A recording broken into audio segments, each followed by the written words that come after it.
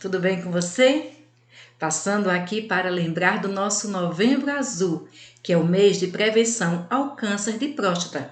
Drible o preconceito e cuide da sua saúde. Vamos dar início à nossa aula? A nossa aula hoje de ciências é para você, aluno da segunda fase. Então, pegue o seu material e siga as orientações. Essa atividade está no seu livro na página 74 e página 75 e tem como tema animais marinhos em diferentes ecossistemas. Na aula passada, nós vimos um pouco sobre ecossistema, né?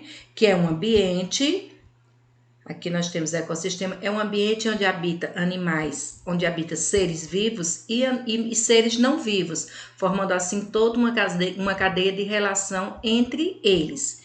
Então, agora nós vamos ver animais marinhos em diferentes ecossistemas. O texto compara, preste atenção aqui essa palavrinha que está em negrito. O texto compara ecossistemas marinhos na superfície e no fundo do mar. As águas da superfície recebem muitos raios solares, sendo iluminadas e, de modo geral, mais quentes. As águas mais profundas, por sua vez, são escuras e frias. Então, aí, gente, a gente tem a relação de dois ambientes, onde ele fala do ecossistema, de como acontece em cada um. Nessa primeira imagem aqui, nós estamos vendo um cardume em um ecossistema marinho próximo à superfície. Então, aqui, você perceba que há no fundo uma luz bastante forte, né? Por quê? Porque esse cardume aqui, ele por sua vez está no local próximo bem à superfície, né? Onde lá os pescadores estão fazendo suas pescarias, né? E encontram os peixes. Então, na próxima superfície, ele tem bastante luz. Então, por que a maioria dos animais fica próximo a esse local? Porque daí, esse local onde os produtores, né, que são aqueles que produzem o seu próprio alimento, eles dependem dos raios do sol para fabricar a fotossíntese, que é fazer seu próprio alimento. Através da fotossíntese, os produtores, eles produzem o seu próprio alimento. Sendo assim, todos aqueles animais que são consumidores, eles vão procurar exatamente esse local. Por quê? Porque é onde vai ter mais comida, né? Ali os produtores produzem seus alimentos, então é para lá que esses consumidores vão para lá consumir. Então, sendo assim, esse cardume de peixe aqui, ele está localizado bem a uma parte das águas da superfície, bem próximo a essa superfície. Né? Por quê? Porque é nesse local onde tem luz e as águas são mais quentes, formando assim, uma cadeia alimentar sustentável. Já as águas mais profundas, lá nas profundezas dos mares, elas são escuras e frias. Daí, os produtores vão ter uma maior dificuldade para produzir alimento, né, por conta da falta da luz do sol e também por essas temperaturas da água, essas temperaturas estarem baixíssimas, né? Então, vamos ver aqui agora, no entanto, olha essa outra palavrinha aqui, no entanto, a zona abissal não há luz que permita a fotossíntese. Com isso, os animais que vivem lá se alimentam de poucos seres vivos desse ambiente ou dos organismos que afundam até grandes profundidades, geralmente depois de mortos. Então, aqui nós temos, né, ele mostrando o peixe lanterna, que vive em regiões abissais, né, que são partes do seu corpo, a cabeça emitindo luz. Então, aqui, você perceba que ele é chamado de peixe lanterna, por quê? Porque eles conseguem produzir luz, porque a região onde eles habitam, ou seja, nas profundezas do mar, não tem essa luz que a gente encontra na parte da próxima superfície. Então, o que é que vai acontecer? Sendo assim, eles têm uma dificuldade maior para se alimentarem, né? Então, a gente sabe que a gente está falando aqui, dos animais marinhos em diferentes ecossistemas. Então, os animais que vivem próximo à superfície, né? No caso, a gente viu aqui um cardume de peixe, eles têm maior facilidade de se alimentar. Por quê? Porque aqui a luz do sol permite que os produtores trabalhem a fotossíntese. Realizem a fotossíntese. Já nas mais profundezas, esses peixes aqui, eles dependem, né? Geralmente de animais que morrem e vão parar nas profundezas. Por quê? Porque além da temperatura da água ser muito baixa, muito fria, a luz solar também não chega nesses ambientes. Sendo assim, nós temos poucos produtores, mas uma grande quantidade de consumidores, como o peixe-lanterna, né? E aí o que que acontece?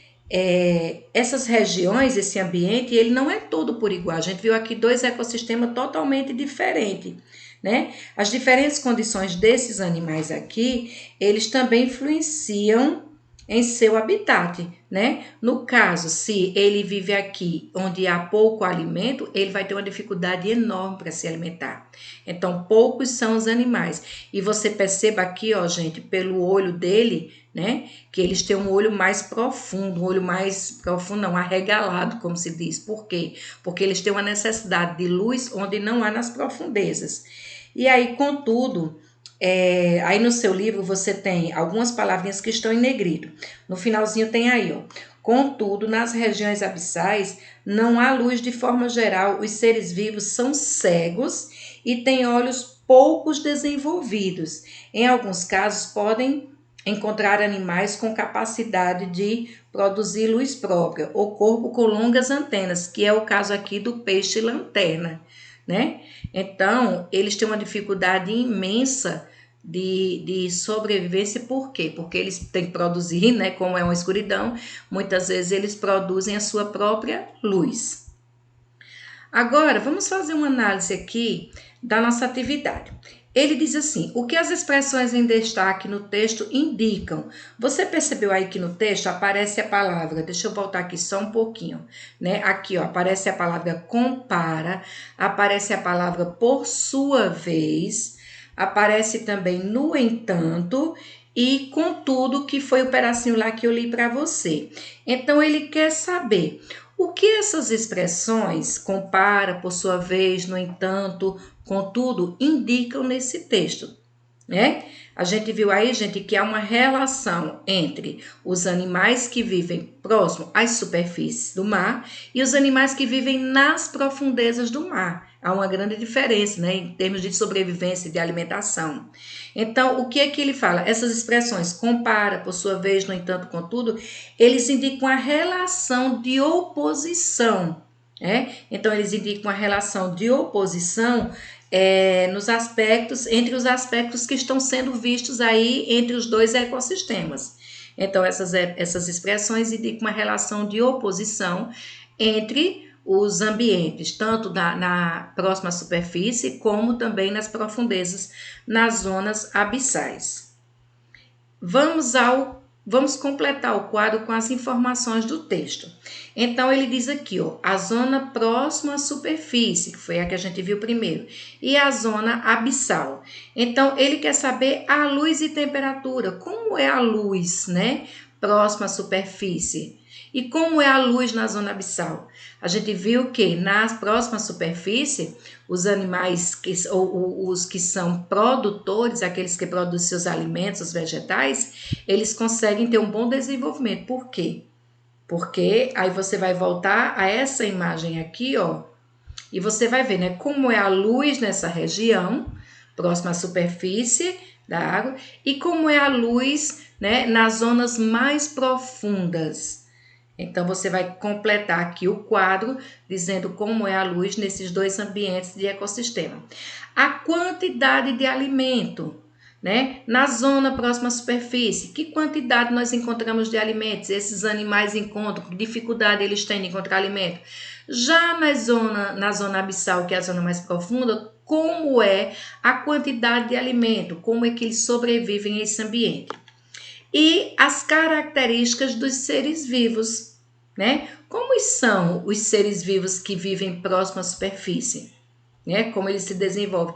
E como são as características dos seres vivos das zonas mais profundas, ou seja, da zona abissal, certo? Aí você vai preencher aqui com cada característica, com cada indicação que ele está pedindo. Pronto? Agora vamos à nossa terceira questão, que diz assim: escreva um texto no seu caderno comparando os ecossistemas encontrados no Mato Grosso e no Pará.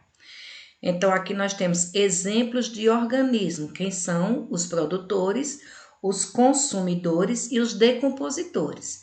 Aqui nós temos os ecossistemas que são encontrados no Mato Grosso e no Pará. Então, veja só, como produtores, no Mato Grosso nós temos grama, pequizeiro, que é a árvore que produz o piqui, e a canela de ema. No Pará, nós temos como produtores as algas e plantas aquáticas. Já nos consumidores, no Mato Grosso, nós temos ema, tamanduá-bandeira e cupim. Como consumidor no Pará, nós temos caramujos, camarões e peixes. Como decompositores, você vê aqui, ó, que os decompositores, eles são os mesmos, né? Fungos e bactérias no Mato Grosso, fungos e bactérias no Pará.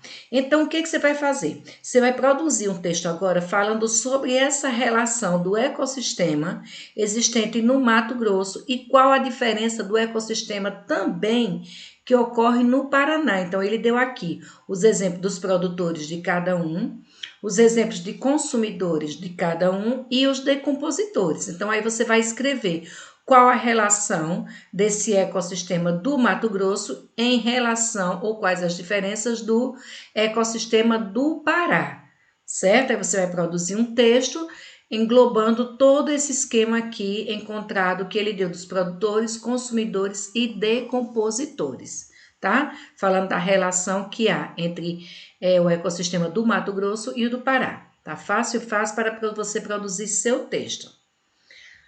Agora é com você, né? Se caso você tenha uma dúvida, volta um pouquinho o vídeo, tenta entender. Se você não compreender, tem aí também o suporte na página 74, onde aparece um texto. Você pode ler esse texto, vai estar dando um auxílio nas suas respostas. Ou, caso você queira, também você pode procurar a professora que está no plantão pedagógico, para que ela possa te ajudar.